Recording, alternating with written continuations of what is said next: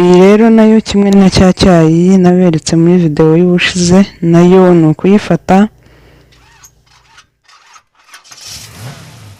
Tubahaye ikaze nanone mu gice cyahariwe ubuzima kuri Tugendane TV show. Nk'uko nabibabwiye muri video y'ubushize yuko muri no minsi ngiye kubereka cyangwa se kubakorera amaji atandukanye, ibyo kunywa bitandukanye bishobora kugufasha kuba wagabanya ibiro cyangwa se watakaza ibiro mu gihe gito kandi bitakugizeho ingaruka, ndetse bikaba byanagufasha no kurwanya inda cyangwa se gukuraho inda ku bantu bafite icyo kibazo.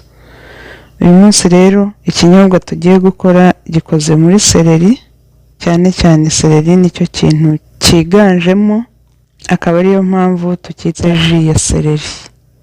Ibikoresho rero dukeneye ni ibingibi. Dukeneye kokombure, ibi ni ibiti bya seleri, ariko mu gihe udashoboye kubona ibiti bya seleri ushobora gukoresha seleri zisanzwe. Seleri murazizi ziraboneka ahantu hose kandi ku buryo bworoshye. Utashoboye kubona ibimeze gutya biti byazo cyangwa seleri stock, wakoresha ya seleri isanzwe imwe duteka bisanzwe, akaba ariyo ukoramo ji. Ikindi dukeneye ni tangawizi, indimu hamwe na pome y'icyatsi. Iyi pome rero utayibonye si ngombwa cyane, wakoresha ibingibi bindi ufite byo washoboye kubibona, yenda pome ntuyibona ntabwo ari ngombwa cyane. Tudatinze rero reka dutangire. Mu gutangira rero turatangira dutunganya kokombure cyangwa se cucumber. Ni kwa kundi gusanzwe uyikatamo dutoya. Tugiye gutunganya seleri cyangwa se ibiti bya seleri, nuko nguko ubikata.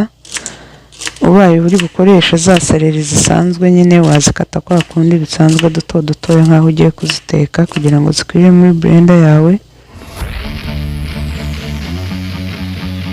Uko navugaga ni uko nguko uramutse uri bukoreshe za seleri zisanzwe z'amababi.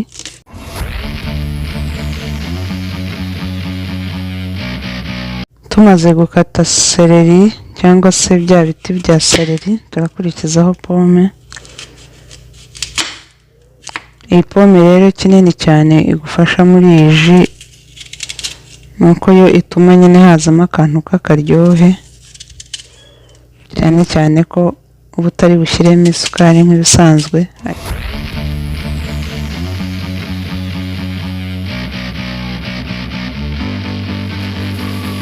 Tumaze gukata pome, hanyuma turimo turakata tangawizi nayo turi bushyiremo. Indimu yo ndaza kubereka uko turi buyikoresheemo nyuma twamaze kubona ji. Hanyuma rero tumaze gutunganya ibikoresho byacu, turashyiramo ikirahure cy'amazi angana kuriya kugira ngo adufashe kublendinga.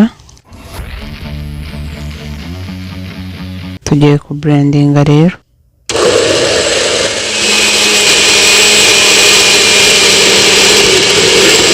Tuvuye ku blendinga rero ni kuriya bisa. Hanyuma ikigiye gukurikiraho tugiye kuyungurura kugira ngo dukuremo ji.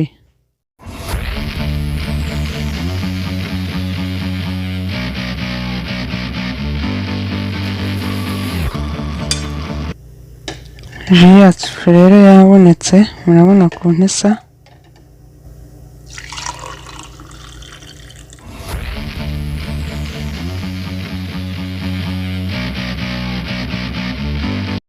Murabona aho nyigejeje. Mbanza nyimaremo ubundi ndababwira nyuma maze kuyimara.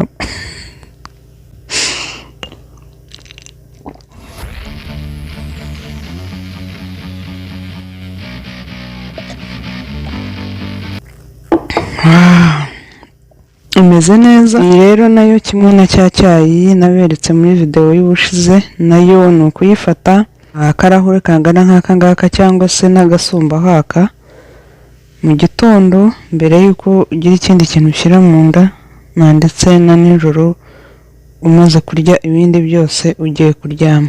Icyitonderwa nanone ni ukuyifata ureba n'ibindi bintu urimo gufata cyangwa se ibindi bintu urimo kurya kugira ngo uyihe umwanya nyine wo kuba yakora icyo igomba gukora. Iyi ji rero ni nziza cyane ku bantu barwara diyabete cyangwa se n'umuvuduko w'amaraso.